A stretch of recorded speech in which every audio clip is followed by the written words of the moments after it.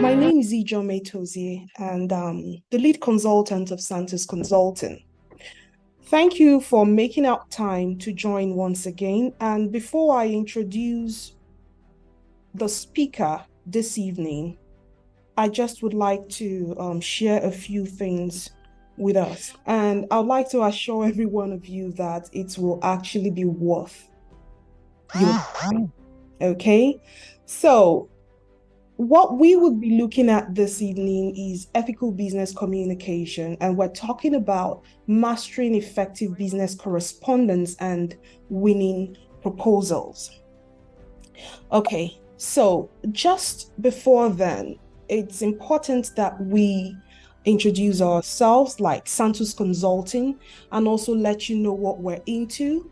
And we are actually an indigenous human resources consulting brand, okay, renowned for superior services delivered by an enviable team of qualified experts and a highly experienced HR team that are passionate. We're also dedicated and committed to delivering real business benefits. So this month, August 2023, we mark our second year anniversary.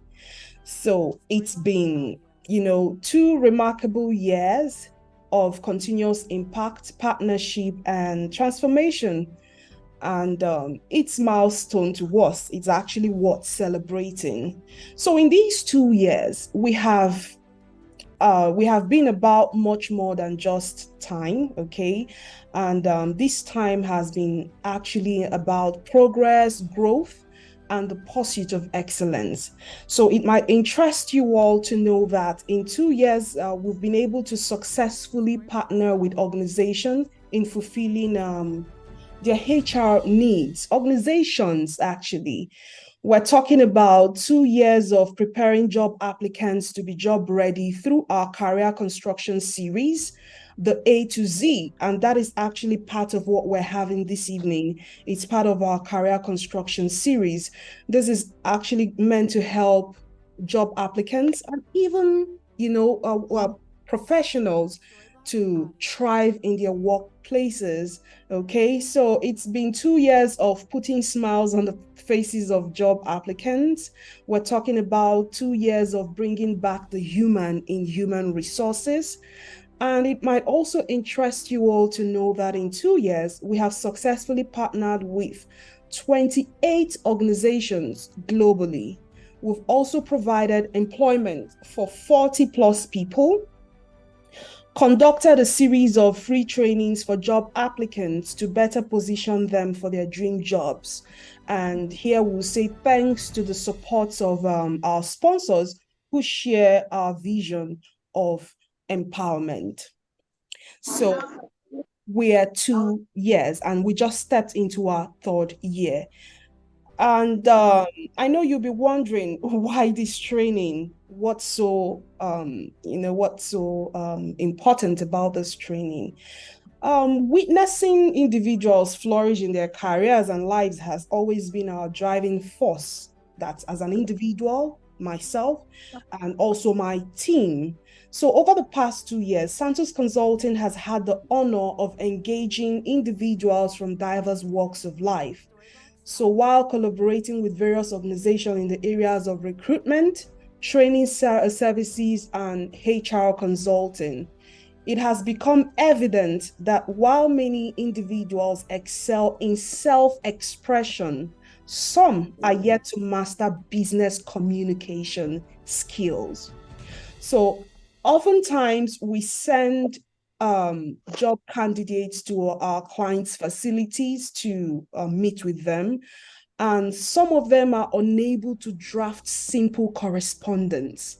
Some of them are unable to draft simple proposals. So it actually became a matter of urgency, okay, to have this training. So, as we mark our second year anniversary, we are thrilled to celebrate this milestone by offering a valuable opportunity for individuals that would want to improve the areas of ethical business communication. So, that is the why of this training.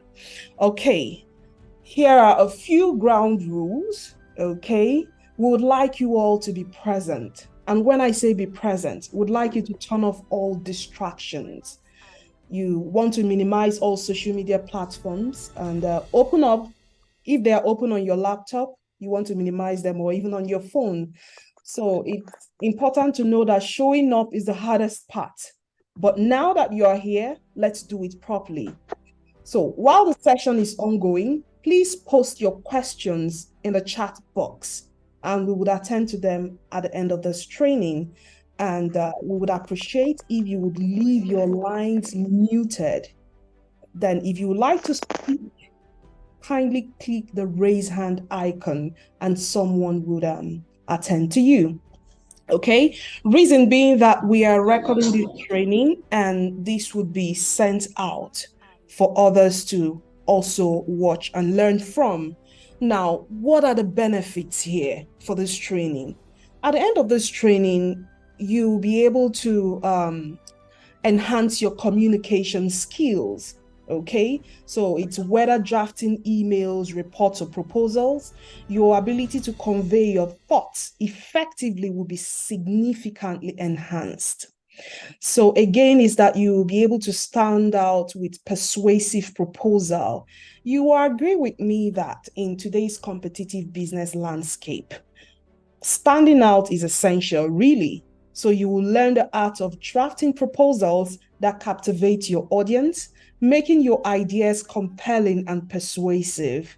This skill is invaluable when aiming to secure projects, partnerships, or investments. So another benefit for you from tonight's session, you'll be able to write impactful correspondence. So by honing your correspondence skill, you'll be able to convey professionalism, empathy, and clarity in your communications. So this translates to better collaboration with colleagues, clients, and stakeholders. So let me mention this. If you have great communication skills, if you possess great communication skills, management, your organization will be confident in you and they'll be able to allow you handle things for yourself and on behalf of the organization. Okay, so another benefit here is that you'll be able to elevate your sales speech. It will equip you with techniques to deliver engaging sales speeches that resonate with your audience, leading to increased conversion rates and business growth. And talking about another benefit, career advancement. So it's important to note that strong communication skills are often differentiators in your career advancement. Okay, so the people that have not muted their part, we would appreciate if you're able to do that. The noise from your end is distracting. Thank you. Okay, so talking about your career advancement, strong communication skills are often differentiators in career advancement. So when you communicate effectively, you demonstrate leadership potentials and the ability to influence positively. This can open doors to new opportunities and responsibilities within and outside your organization. And another benefit is long-term growth. So we're talking about when you invest in your communication skills, the pays dividends throughout your career. The skill you gain from this training will continue to benefit you as you progress in the professional journey. Okay, and finally, this will help you boost your confidence level. So when you can communicate clearly and persuasively, you will feel more confident in presenting your ideas and taking on leadership role. Okay, so that being said, I'd like to introduce you all to the facilitator and the speaker of this evening. So I've been the facilitator, I've been the one speaking. So I am Etoze Joma Santos, and the lead consultant of Santos Consulting. I am a certified human resources professional and your dedicated and detailed HR consulting partner. And I'm driven by the core value of excellence.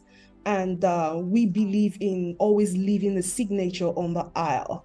I am the convener of a career construction series, the A to Z, which is what we're also having now, and the pioneer of your weekly career dose and monthly capsule.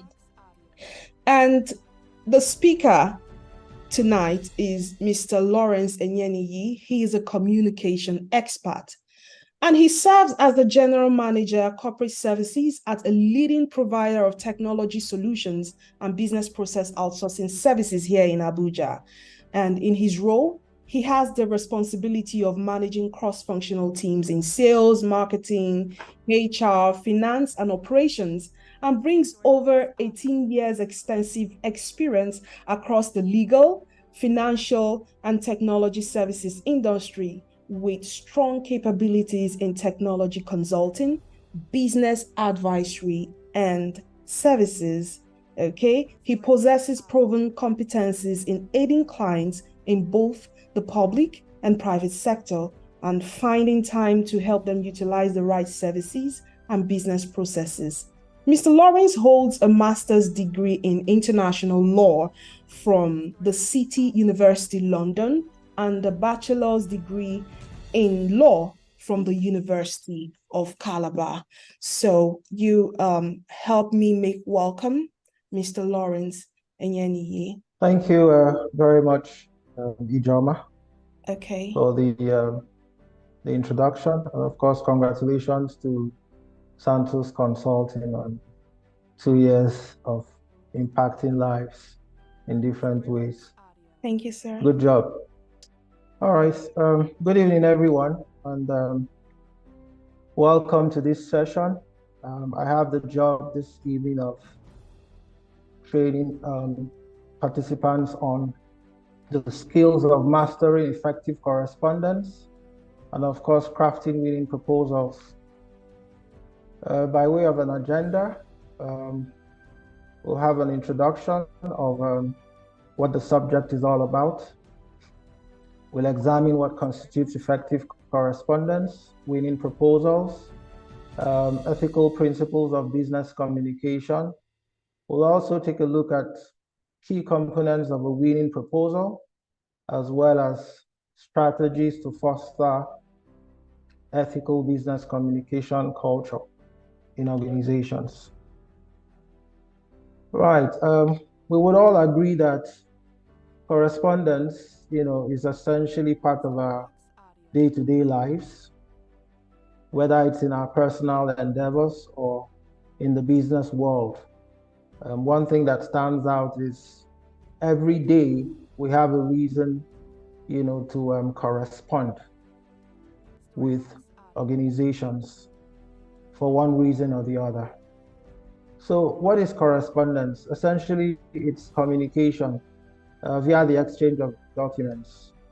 This is opposed to verbal communication. So essentially, the documents involve emails, letters, memos, reports, cover letters, etc. And the three types of correspondences primarily, you have personal correspondence, you have business correspondence, and official correspondence.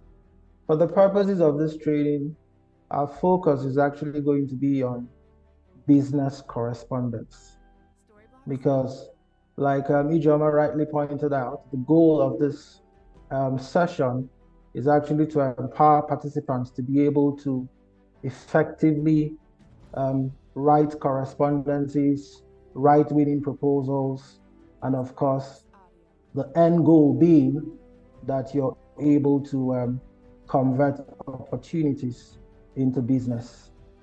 We'll also examine what winning proposals are. So in simple terms, a winning proposal is actually a document that embodies ideas, that convey clearness, conciseness, and of course, those ideas must be compelling. And they are actually designed to achieve a desired outcome. Effective correspondence and winning proposals are actually key components of business communication. So they constitute critical channels of business communication in the business world. What is effective correspondence? We agree that the subject of this training session borders around effective business correspondence. So the key word or the operating words there are effective and then business. And of course, you have correspondence. The business document is actually a document that it possesses a few attributes. And I'd like to focus the attention of the participants on the 4 C's. So you have clearness, conciseness, correctness, and completeness. For correspondence to be effective, a few things must be done. The first one being that whatever opinions, thoughts, or ideas that you express, those ideas, those thoughts or opinions must be understood with clarity and purpose. In other words, you ensure that when you are writing a correspondence, which you intend to send to a potential client, ensure that that correspondence possesses these attributes that I've listed. It must be clear, it must be concise, it must be correct, and it must have completeness of information. Further down the slides, we'll actually take a deep dive into what these 4 C's actually constitute. And why is correspondence relevant in the business world? Well, it's actually relevant to a few stakeholders. So you have organizations, you have employees, you have clients who on a day-to-day basis have a reason to send out correspondence. And correspondence is relevant because it serves the purpose of building and maintaining professional relationships. The end goal being that those relationships would obviously attract opportunities at the end of the day. This slide actually focuses our attention on what constitutes effective correspondence. How do you identify correspondence that is effective in nature? Remember, I said earlier that the 4 C's actually govern how correspondence should be structured. So if you look at the left side of the screen, you have a subtitle there, ineffective.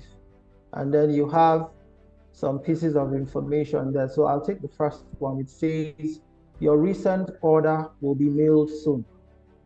And it ends at that. On the other side, to the right side of the screen, you would see correspondence that is actually effective in nature. So it possesses that attribute of completeness, which I mentioned earlier. So what you find with the first sentence there is your order of 15th November will be mailed on the 21st of November. So this information is complete in nature in the sense that, unlike the first one I read, where it says your recent order will be mailed soon, this other one actually provides information with regard to the date of the order. It also provides information as regards when this order will be mailed. The second one, the seminar will be on 3rd November. So the question you would ask is, what kind of seminar?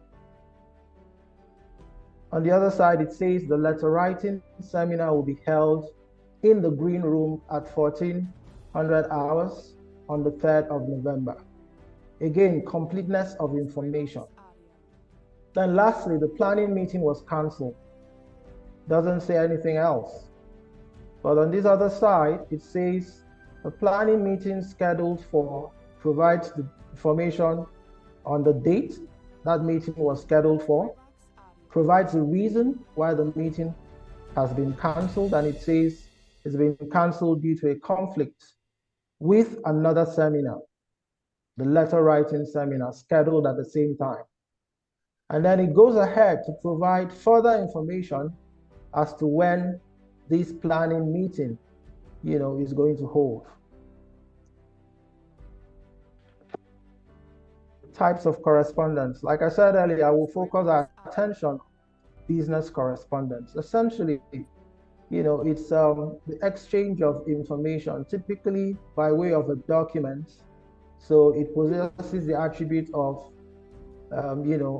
being a written format of information that is exchanged between parties. So typically, it's either within an organization, so it's internal, it could be internal to an organization, or it could be between two or more organizations. And then you have official correspondence. This one has to do with official work letters. You typically find this in government agencies. So you have internally maybe one department writing to another, or you have one ministry or agency of government writing to another agency or ministry of government. And then lastly, you have personal. Of course, this one has to do with private correspondence in our personal life. And then this slide discusses, first of all, what a proposal is. And then it goes further to describe what constitutes a winning proposal, which is the focus of our training session this evening. So in simple terms, when we hear the word of proposal, when we hear the word proposal, what comes to our mind is that it is a document that is meant for a business purpose. That's the first thing that must come to our mind. A proposal is actually a business document that describes an idea or a plan of how you intend to use your business. And when I say business, I mean in the context of a solution offering that your business is proposing to another business. And the intent of that offering is actually meant to address a problem or to meet a need of a potential customer. So we must be mindful of these operative words. A business proposal seeks to address either a problem or to meet a need of a potential customer. It has to be one of these two. And then we all agree that businesses aspire to grow, especially if the business is for profit. Grow in the sense of actually generating revenue for the company or for the business, growing the clientele base. We all agree that the more customers you acquire, the more likelihood your revenue would grow. And of course, the relevance of a business proposal cannot be overemphasized. It's actually a prerequisite for ensuring that you're able to enhance your customer acquisition process and of course, improve revenue growth. Typically, business proposals are exchanged from business to business. And in some cases, you have situations whereby a business has a reason to send a proposal to an individual. In other words, it could also be from business to customer. The proposal could either be solicited or unsolicited. What do we mean by that? When a proposal, it simply means that, especially with the public or private sectors of government, so where proposals are solicited, what that means is that the organization has actually requested for the proposal. In the public sector, it's typically called a request for proposal, the acronym being RFP. And then for private organizations, they typically would either send out a request for proposal document. What that means is that, so for the unsolicited proposals, what that means is that it's not based on a request by an organization. So you as a business, you've probably identified a need, or you've identified a challenge that you want to address in another organization. And you put together a proposal and share it with that organization. Right. So what constitutes a winning proposal? I have here 4 key adjectives. The first one is that a winning proposal is designed to be consistent in nature. And further down the slide, you'll understand what I mean by consistency. It is also designed to be compelling. It has to be persuasive, and it must be excellently delivered. I can't overemphasize that. It must be excellently delivered. If at the end of the day, your proposal is compelling, your proposal is persuasive, but in terms of the quality of the proposal, it's below par, then obviously that proposal is more likely not to see the light of the day in terms of achieving conversion. Let us bear in mind the essence of a proposal is that you seek to convert opportunities into business. And then a winning proposal is delivered to your target audience with a singular purpose in mind. It is delivered for that purpose of achieving a desired outcome. You either want to secure new business or you want to get repeat business from an existing client. Right. Over the next few slides, we're going to examine key ethical principles of business communication. The first one, without any doubt, is clarity. And when we say clarity, what does that mean? It simply means clearness of thought, of expression. In other words, the deliberate use of simple words that convey clear meaning to the reader. Remember, your business proposal, your correspondence is meant to be read by a third party. So if you do not deliberately utilize simple words to express your thoughts, then obviously the reader would be lost. The next attribute is conciseness. What does conciseness mean? It means your ability. And let's remember the topic of this training. It says mastering business or effective correspondence and your ability to craft a winning proposal. And it comes with your ability to essentially train yourself to be able to convey your idea in not too many words. In other words, utilize words that are relevant, simple and easy to understand. Keep your sentences and paragraphs short. Please avoid undue repetition. It makes no sense at all. And then when possible, utilize bullet points to convey your thoughts. The third attribute is completeness. I've said that before. You need to provide all the information that is required to be able to assist the reader or your target audience to make a decision. Typically, it's called your ability to persuade the client to make a call to action. That call to action could come by way of an invitation to you to make a presentation, an invitation to you to have a meeting, an invitation to you to negotiate on pricing.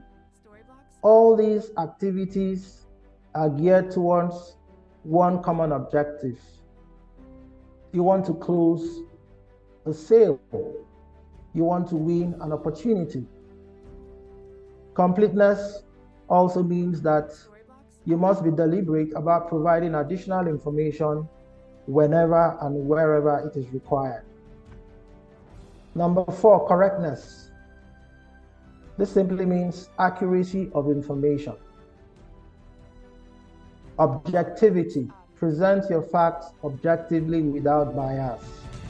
So for example, if you're preparing a price quotation for a client, you need to be deliberate about ensuring that your numbers add up correctly, your assumptions are, largely or primarily correct, and then you're presenting that information to the best of your abilities in an accurate manner. The next one is courteousness. Please bear in mind that just like you would be courteous when you engage in verbal communication, it is also expected that with written communication, be it a correspondence or a proposal, you need to ensure that you are polite, you are considerate. Why is this important? It is important because it enables you to develop and, of course, maintain goodwill. Promptness. Promptness. What does that mean? Responsiveness. Your ability to be responsive. So a few things here to note. When an email is sent to you, please endeavor to reply the email on the same day you receive the email.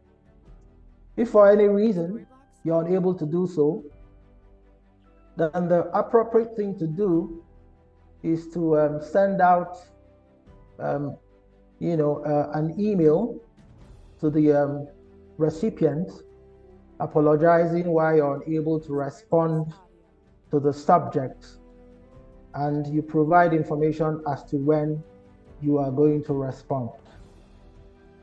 And it also says, if you get a memo, reply within 1 day.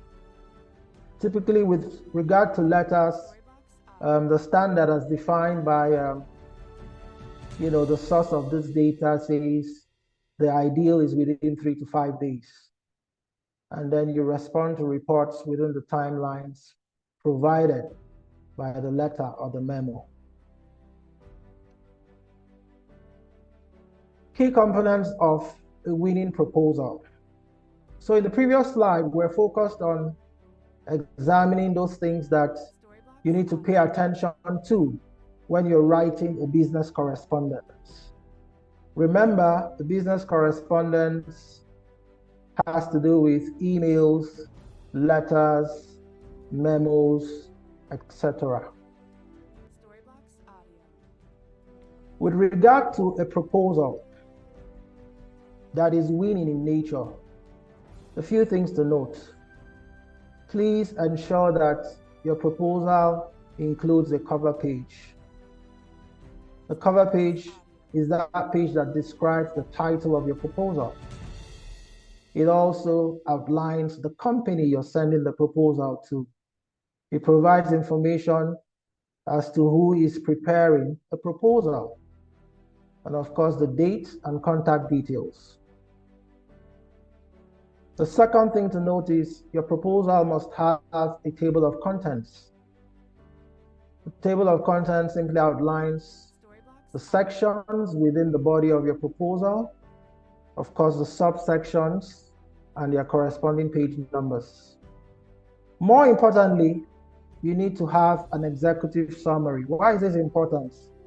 Please bear in mind, business decision makers, their attention span is quite limited. So more often than not, when you're sending out a proposal for an organization, That managing director, that CEO that you want to read your proposal and give it your attention may just be concerned about reading the summary, the executive summary of your proposal. And when he or she is done with reading the executive summary, he makes up his mind whether or not he really wants to go into the body of the proposal. So your executive summary is very important. And what is an executive summary? It's simply a summarized overview of the entire proposal. But bear in mind that the executive summary must be exciting to read. It must be compelling to read. It must draw attention. And of course, it must be devoid of errors, which we'll talk about later. It also must have an introduction. The proposal must have an introduction. So a brief description of your company. You outline the project scope, the objectives. Why is this proposal important? What is the scope of the proposal? What does the proposal seek to achieve? And then again, you need to clearly exhibit that you possess an understanding of what the client's need or problem is. So there must be a specific section where you describe what you understand the client to be needing, or what you understand the problem or challenge of the client or the business is. And of course, your proposed solution. This is where you provide specifics of the solution that you intend to deliver to the potential client. In other words, how do you intend to address this problem? How do you intend to meet the need of the client? So you must demonstrate that clearly. And the way you demonstrate it is you're very specific about your deliverables. So what are you offering the potential client? What are your specific deliverables? And how do those deliverables tie into the objectives of the client? How do they tie into the needs of the client? How are they relevant to the business needs of the client in question? Right. Over the next 2 or 3 slides, essential tips to note. So whether it's a business correspondence or a proposal that you're preparing, there are a few things that you must note. The first thing is the opening of that correspondence or the proposal. So it's important that you ensure that you've included your mailing address.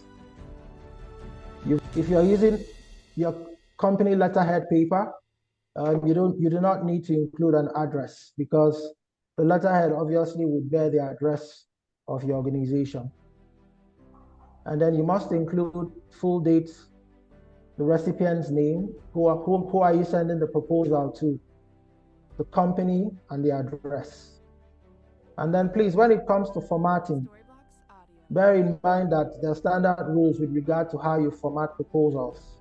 So typically, in between your address, the date, and of course the recipient's information, the appropriate thing to do is to skip a line in between all of these pieces of information. Another point to note is your salutation. So with the business correspondence, how do you salute the recipient of that correspondence? So you start off by addressing that correspondence with either Dear Sir or Dear Madam. And then if you're not sure of what the recipient's gender is, you could also utilize the first name of the individual whom you are addressing the correspondence to. So for example, you could say, Dear Lawrence. But in this climb, this is a bit tricky, so we need to be careful when doing this. What I mean by that is, in the business and corporate world in Nigeria, it makes a whole lot of sense that when you are addressing a correspondence, you use a standard format that we typically see with business correspondences in this part of the world. That standard is to say, you either say dear sir or dear madam. And of course, you need to include the subject of the letter. It makes no sense if you prepare a letter or a business letter and it doesn't have a subject. So please ensure that your correspondence carries a subject. And then the body of the letter itself. So having done the salutation, what goes into the body of the correspondence? The first thing is, in the first paragraph of that correspondence, you need to introduce your business, and then you go straight to the main point of why you're sending out that correspondence. What is the purpose of that correspondence? After you've done that, the following paragraph should provide additional details to what that purpose is. And then you close with the final paragraph by restating what the purpose of that correspondence is about. And then, if necessary, provide a call to action. I described what a call to action means earlier on.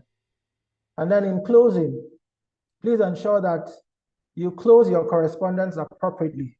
So typically, the standard is you either say, sincerely, yours truly, best regards, and please ensure that you put, a comma at the end of your closing.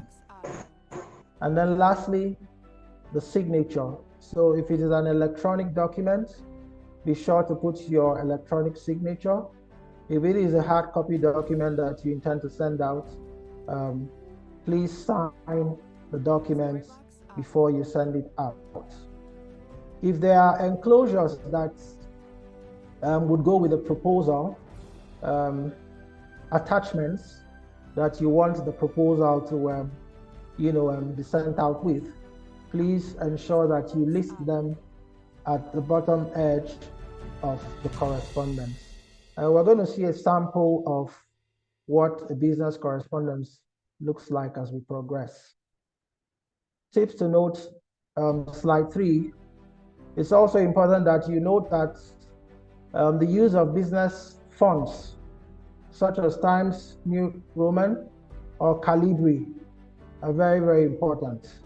Well, this is not a hard and fast rule, but typically ensure that your font type is consistent with what is considered appropriate in the business world. Ensure that you're utilizing appropriate spacing when you prepare your correspondence or when you prepare your proposal. Please ensure that you make use of a visually appealing title or cover page. Why is this important? It shows that you are a professional, and it shows that you want to captivate your audience. Let's bear in mind that human beings are typically moved by what we see. So whatever is appealing to what we see, is what draws our attention to it. And ensure that you also utilize pictures and infographics to illustrate a point within the body of your proposal. Very, very important. Research has shown that when you include graphics and images in your proposal, the chances of you closing that opportunity or converting that opportunity to a sale based on research is at 34%, which is quite impactful or appreciable in the business world. Another point to note is you must flaunt your past successes. So you must be deliberate about creating a section where you provide specific information about your experience, the work that you have done in the past. And this typically comes by way of customer testimonials award letters, job completion certificates, etc. And then please, this is also very, very important in the business world. You will at some point be called upon to make a presentation. And I can't overemphasize the need for you to practice, and practice your presentation slides. So a lot of work needs to go into how you develop the slides in the first place. And everything that we've, spoken about in the course of this session about what should go into your winning proposal, what should go into your correspondence, they are also applicable to your presentations as well.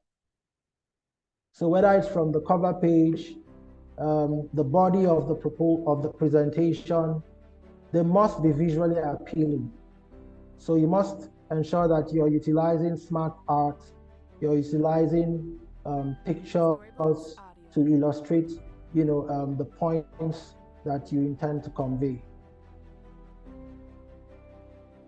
It goes without saying that your presentation must be conversational in nature.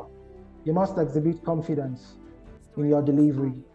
And that confidence will come with your ability to know your subject.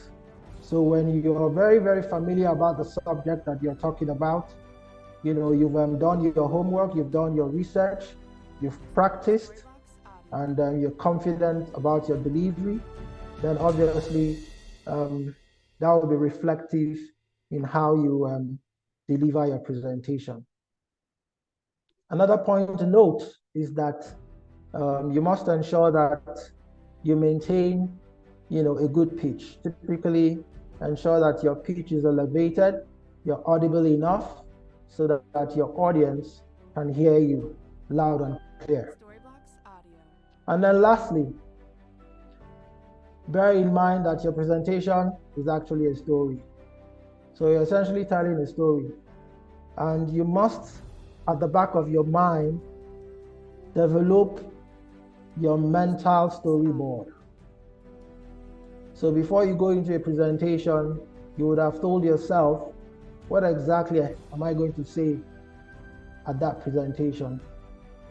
From slide to slide, what do I want to say? What do I want to convey to my audience? And this should come with practice. This will come with knowledge of the subject and your confidence levels as well. And then it goes without saying again, please, and please always proofread. We spoke about excellence as being a key attribute of a winning proposal. Excellence being a key attribute of a professional business correspondence. So please ensure that you proofread, you get a second, third pair of eyes to proofread your documents before you hit the send button. The moment you send out a document to an organization, it's gone. Yes, you may be able to recall the document, but what if somebody sees it before you recall the document and is full of errors, grammatical errors, and the likes? Like they say, the first impression, says a whole lot about who you are, what your capabilities are, what your competence levels are. So please ensure that you read, and read again. Then lastly, follow up and follow through. Again, in the business world, this cannot be overemphasized. You must be deliberate about how you follow up and how you follow through. What constitutes follow up and follow through? A phone call to the client to remind the client about the correspondence you sent, the proposal you sent, an email reminder, a physical visit. Follow up and follow through must be consistent. Again, according to a study, It's been proven that reminders to potential clients increase your likelihood of closure by 30%. Right, this slide describes or provides an outline of a business correspondence that I wrote a few years back. You can see my name at the base of the letter. And the idea here being that you utilize the block format to prepare your business correspondence. You can see that this letter is aligned to the left. And then you can see the spacing in between one paragraph and another. And then you can see the closing where I utilized sincerely. I put my name, my designation, my contact details. And then because this correspondence went with an enclosure, I listed it here. A proposal and a brochure attached to the correspondence. So this is a sample of what a business correspondence, a standard business correspondence should look like. Lastly, what are the strategies to promote a culture of ethical business communication? A combination of three things primarily: skills, process, and of course, institutionalization. What are these three things? The first one is skills. Remember that business correspondence or winning proposals are prepared by teams, prepared by individuals, prepared by teams. We must establish that team members possess adequate skills to be able to prepare the correspondence or the proposal. And those skills come with training, come with constant practice. So the more you get to write business correspondences or proposals, the better you get, at developing them. So to promote a culture of excellence and ethical business communication in organizations, the first thing to do is, within your organization, there must be somebody that takes that responsibility of defining what constitutes acceptable proposal, quality, and standard. Very, very important. There must be a minimum acceptable standard that you have, either as an individual or an organization. And that standard must be measurable. How do you measure? So it typically would start from a member of the team developing a proposal, passing it on to another member of the team to review the proposal, provide feedback. So that review and feedback process must be institutionalized.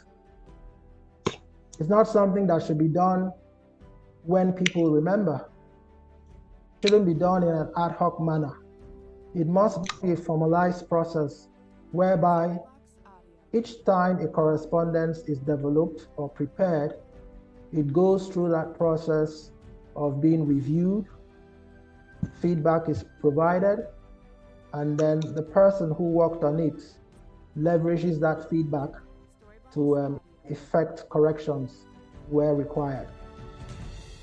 You must consistently train and retrain your team members to validate that they possess the skills to deliver on the quality that you have set or you have defined. Training and retraining, very, very important. Practice makes perfect, like they say. So please do not shy away consistently taking a first stab, a second stab at writing a business correspondence, at writing a proposal. Your ability to consistently churn out winning proposals requires a combination of three things. You must possess the right skills, You must clearly define a process of how proposals, business correspondence should be developed and shared before they are sent out to potential clients. And then you must embed these processes as part of your day-to-day work culture. Lastly, please note that even though you will not win every opportunity, the focus should actually be on your ability to win more consistently.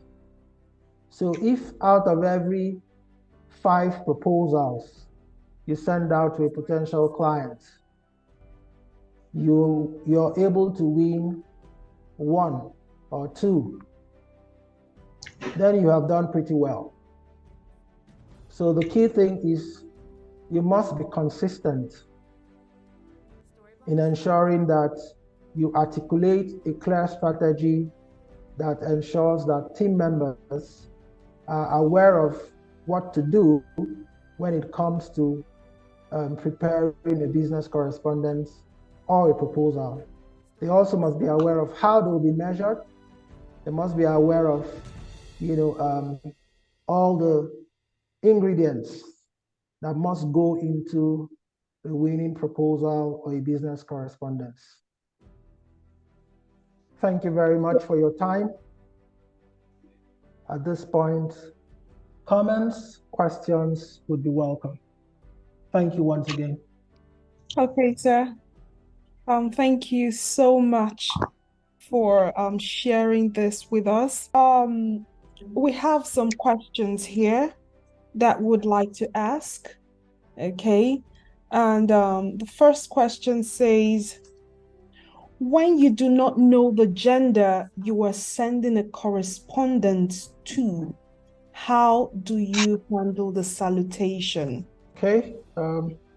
I did mention that in situations where you're unsure of the gender of the recipient of the correspondence, the rule of thumb would be that you would have done your homework to at least know the name of the recipient. So Okay. you utilize the name of the recipient. You could say, Dear Lawrence, for example, Dear Ijoma. Because the danger with the gender thing is that we must remember that some names are, unisex in nature. So you could actually say, Dear Sir, whereas that proposal is going to a lady. Okay. So that means it's important that we do a kind of a research to know if the person we're sending a correspondence to in an organization is male or female. So that way we're able to properly address the person. That's correct. All right. Thank you so much, sir. So we have another question here. The person says, what kind of graphics and images are considered right for a correspondence? Real or extracted images? Please expatiate. Okay. More often than not, you find images or graphics are more appropriate with proposals. So if you're writing a correspondence, bear in mind that, like I said, decision makers have limited attention span. So you need to be very direct. You go straight to the point, ensure that you're concise, you're clear, and all of that. But when it comes to proposals, utilize smart art. You could also utilize pictures that you find online, for example.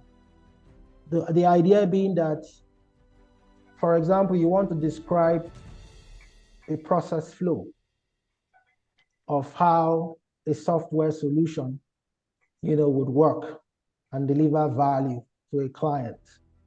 So your ability to define what that flow is, first of all, in a Word document, and then based on that description, you now utilize appropriate images that you could either lift from web sources and then you put them there.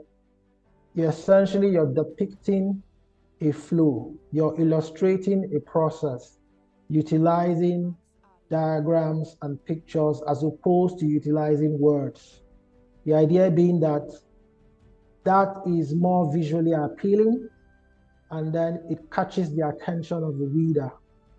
So that's the essence of using images or graphics within the body of a proposal. Okay. All right, thank you. So the next question says, in a situation where we have an electronically embedded email signature, should we still maintain a 4-line space? I would say yes, and reason being that your signature has to be legible to the eye. So if you have a space that is compressed in nature, what that would mean is that that signature invariably will be compressed. So utilize your spacing appropriately. So it makes a whole lot of sense for you to, maintain like on the average or at the minimum, the 4-line space. And then make sure that your electronic signature is visible enough and can be seen clearly. So I would say yes. All right. And we have another question here. Say, is it too rigid to use a well-crafted email for a business proposal when reaching out to collaborators, stroke foresee business partners on LinkedIn? The question again, please. Okay, so is it too rigid to use a well-crafted email for a business proposal when reaching out to collaborators or business partners on LinkedIn? Right off the bat, the answer is no. It's not too rigid. So again, we must bear in mind that in the business world, there are different channels of communication, especially in this day and age where social media plays a critical role in ensuring that businesses are able to interact. So whether it's on LinkedIn, whether it's via email, please ensure that your correspondence is well crafted. You never get a second chance to make a first impression. So if you throw away that first opportunity that you have, you probably might not get a second chance, especially if it's with a decision maker. So ensure that each time you want to craft a correspondence, regardless of the channel,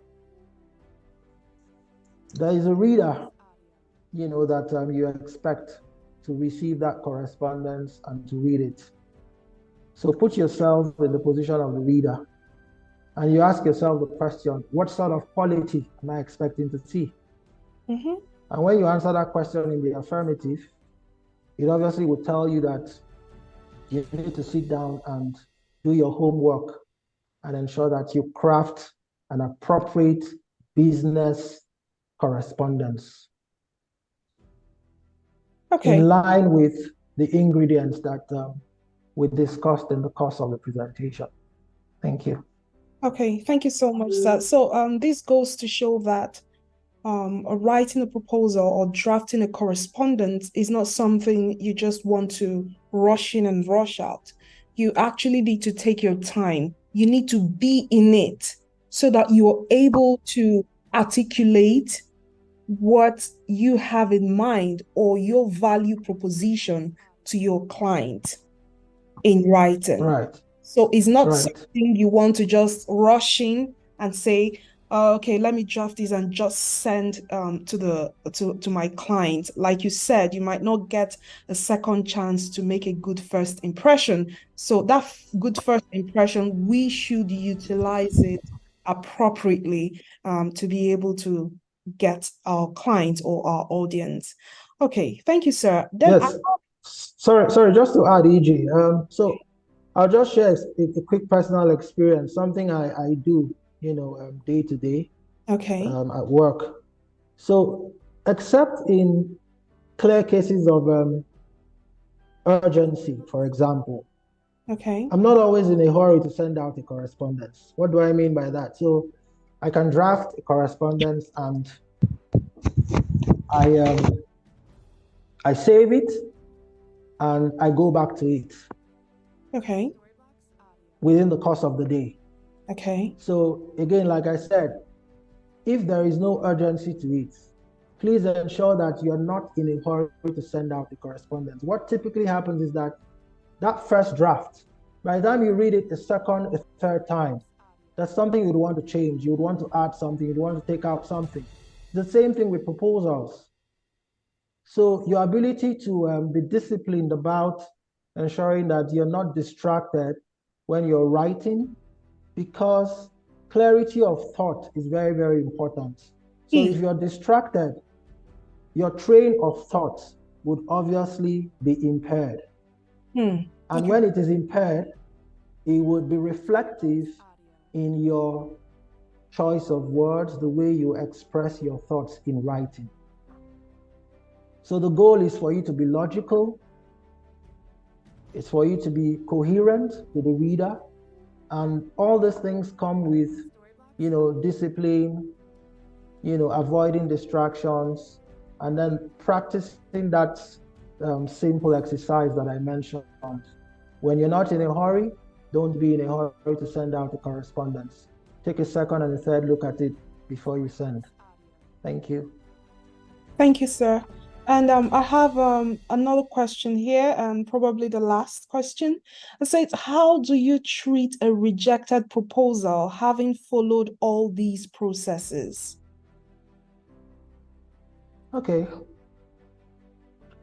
A rejected proposal obviously would come with a reason. So in the sales world, those reasons are called or known as objections. So you would obviously get objections in the business world. Your proposals will be rejected and you'll be told why. Maybe it has to do with pricing information, for example. Maybe it just has to do with the fact that the client is not just ready, to make a buying decision at that time. So how do you handle that rejection? You need to maintain the business relationship. Very, very important. Why is it important to still maintain that relationship? It is important because if you do not win today, you win tomorrow. So the fact that your proposal has been rejected today, again, please, we must emphasize the reason for the rejection. If it has to do with quality, then it means that you've shot yourself in the foot. So the essence of this exercise is to ensure that at all times, the quality of your proposal is spot on. Let it be that the reason for rejection has nothing to do with the quality of the proposal. It has to do with other factors, maybe like there's no budget right now for the client to proceed. The client does not really see an immediate need to proceed, or the client wants to negotiate on the price before the buying decision is made. But the most important thing to note is that you do not walk away for good. So you go away and then you come back. Okay. Thank you so much, sir. I don't know. Is there anyone that has any more questions for Mr. Lawrence now that we have him here? Okay, someone says, can I please get him to repeat the question on type of image or graphic to be inserted? I missed out on the reply due to poor network, please. Sir, please, could you just take the response again? So I said type of image. So if it's a presentation slide, for example, you make use of smart art. You can also take appropriate pictures that are relevant to what you want to illustrate. You can get those pictures online. All you just need to do is go to Google and you say um, effective management of processes, and you click on images. You'll see tons of images that depict the messaging that you want to convey. So you can take an image of that nature and then you insert it in your presentation slide. The same thing with your proposal. So you can also take appropriate images online, or you can develop your own images utilizing visual. If you're able to use visual, then you can illustrate what you want to describe using visual, and then you copy the diagram and you paste it within the body of your proposal. So the use of images and infographics, very, very important. There's actually a tool that you can sign up to access infographics. Infographics is a combination of images and descriptive words all in one tool, and you're able to design it in a manner that is very, very neat, is very, very appealing to the eye, and then you utilize them for your proposals. Okay. All right. Thank you so much for that information, sir. And could you point us to maybe one or two of these applications that one could use? Vengage. Vengage is one that I use. So it's a very good tool. Vengage. Yes, please. VENNGAGE. Vengage. Okay. All right. Thank you so much for that information, Mr. Lawrence. Okay, I don't know if we have any other person with any other question.